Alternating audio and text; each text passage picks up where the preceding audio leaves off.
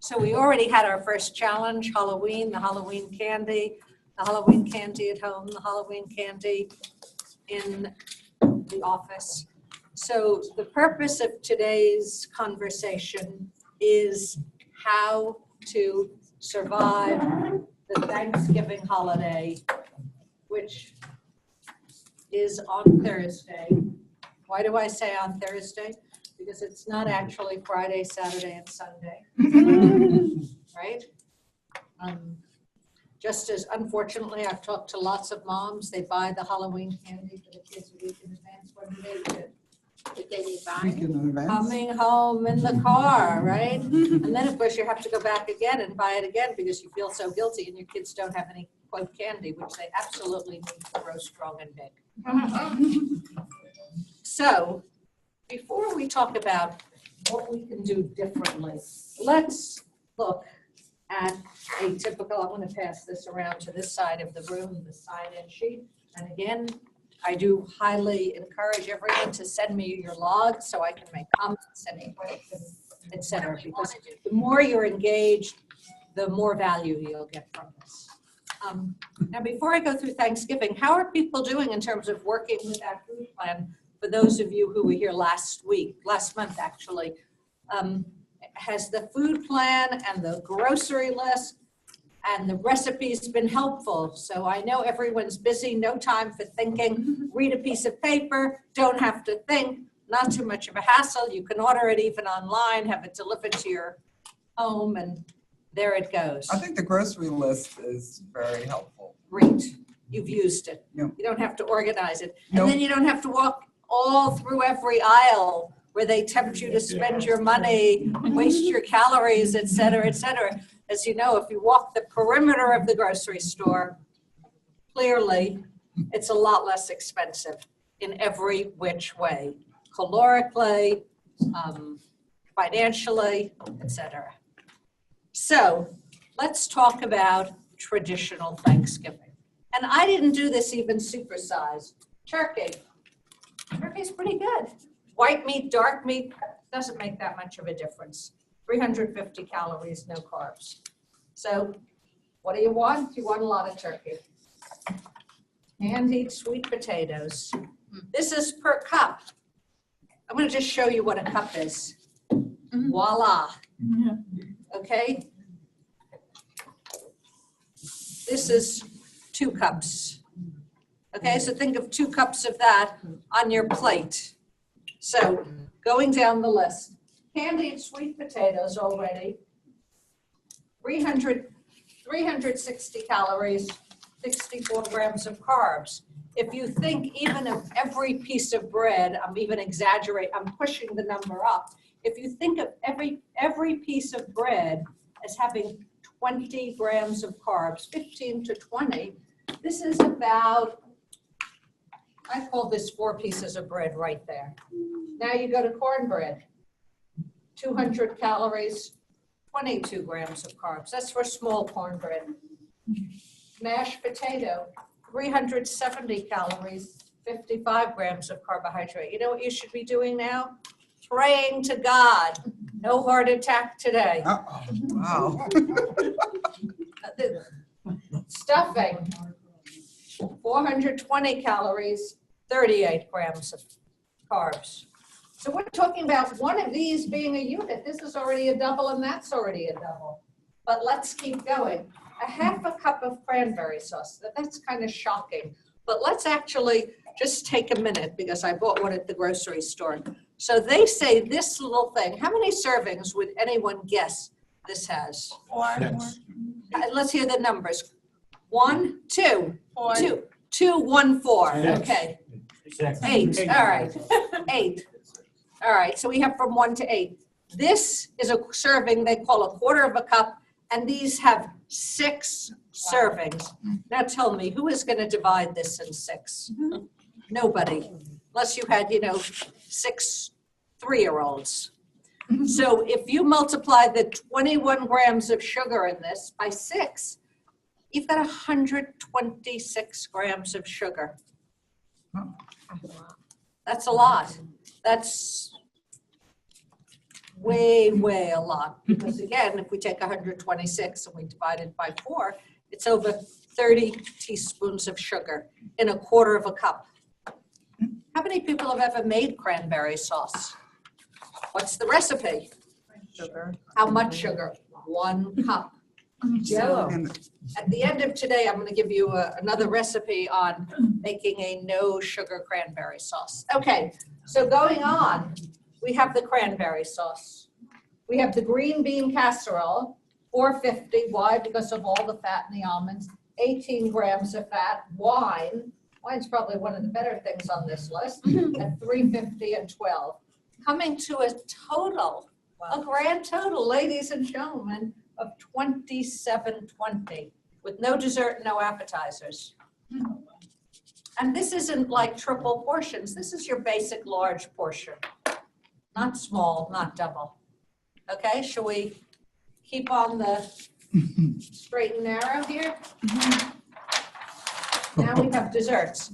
This is only a slice. This isn't like, oh, I have the big slice. This is a moderate sized slice. So pumpkin being the least, 318, 20 grams of carbs. Apple pie, 411 and 26. And pecan, the highest, 503, 31. Total of 1232 calories, 77 grams of carbohydrates. So I said, what if everyone actually is moderate? What if people say, all right, I like all these 3. I'm not going to have the ice cream or the whipped cream. I'm really dieting today. I didn't have the ice cream on my pumpkin pie or my apple pie. And I took all of these, I divided it in half because I know everyone here is going to be very moderate, not have full pieces of pie, have half. And therefore it is, quote, only 616 calories.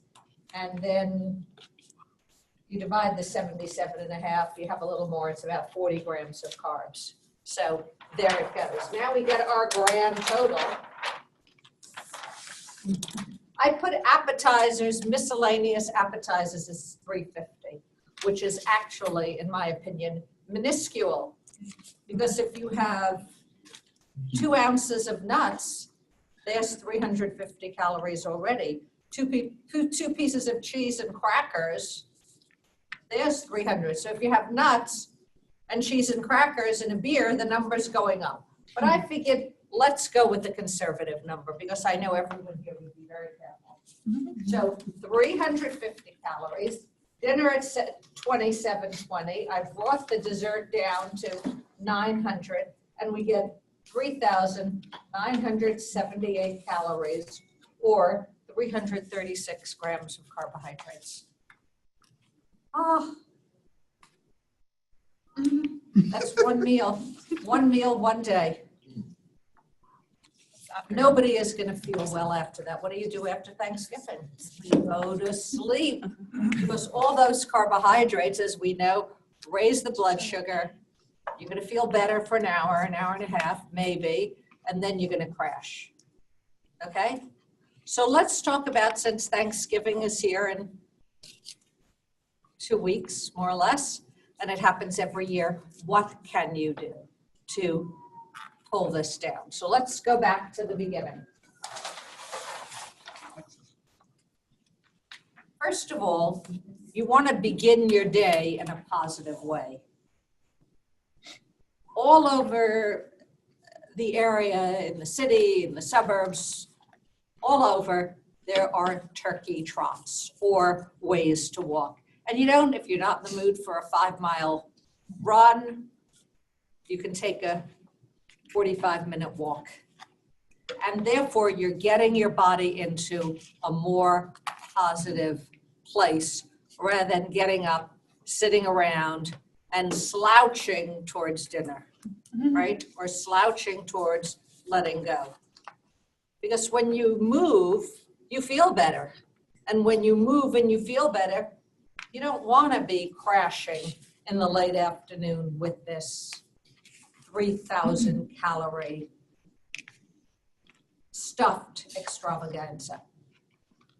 The other thing I think is important, a lot of people say, you know, I'm not going to have breakfast. And I gave you some handouts on this. I'm not going to have I'm not gonna have, Thanksgiving survival tips. I'm not gonna have breakfast. I'm gonna have just a salad for lunch. And then at 3 o'clock, I will have saved all those calories and I'm gonna be able to eat more. How do people feel about that strategy? Do you think that's workable, unworkable, somewhere in the middle? Sounds reasonable. Okay, I see the downside, okay. You're gonna be starving with all I'm that starving, and what are you gonna go high-calorie for? food. The appetizers. So now instead of 350 calories of appetizers, you're gonna bring it to 700 calories. And you're more likely to go for seconds in the meal.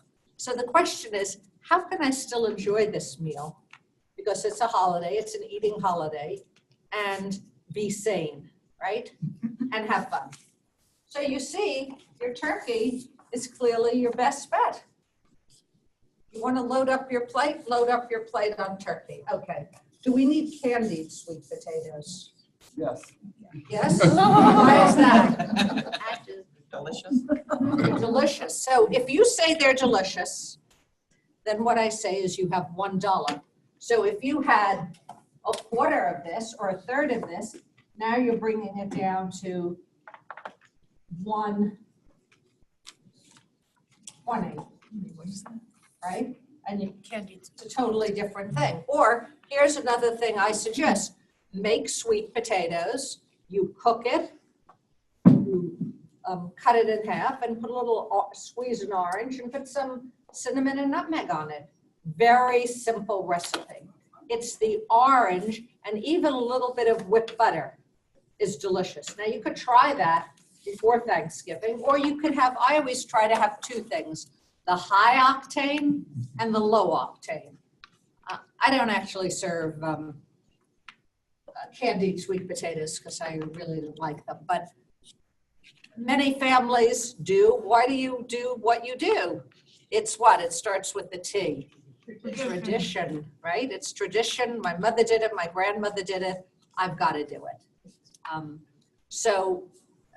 It's sometimes interesting to think of how can we integrate our family tradition and do something more healthy, because we want to make it more modern. Okay, so you can change the recipe and have sweet potato in a less doctored way without the higher fat, without the marshmallows, etc. Cornbread. Do you think we need cornbread at this meal? No. Okay, no. So let's put an X there. Mashed potatoes. Now every Thanksgiving has mashed potatoes, right? Yes. If you're gonna eat mashed potatoes, this is the day. So this was per cup and a half. What can you do? You can eat half. Or how could you make mashed potatoes that are still delicious with less fat? How many people have tried whipped butter as opposed to stick butter? Okay, what do you notice about whipped butter? Lighter. No margarine taste because it's not a margarine.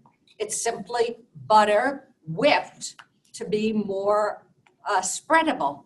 So because it's more spreadable, you don't need as much. Okay, so whipped butter.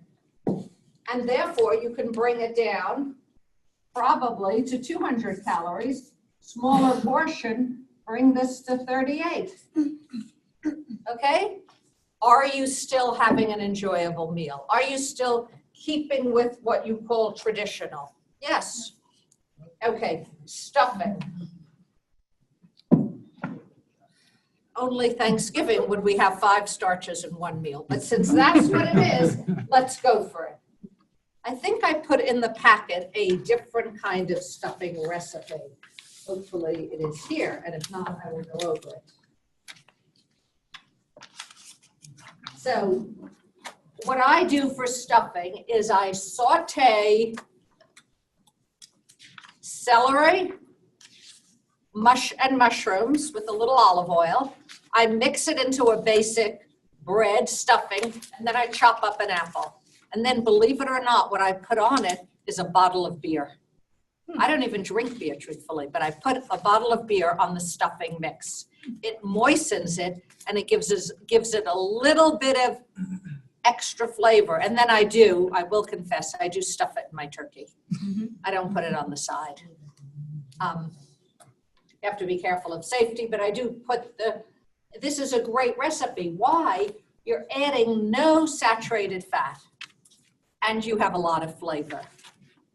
Okay? The bottle of beer really changes it, and you're not using any bad fat. You're not using bacon fat.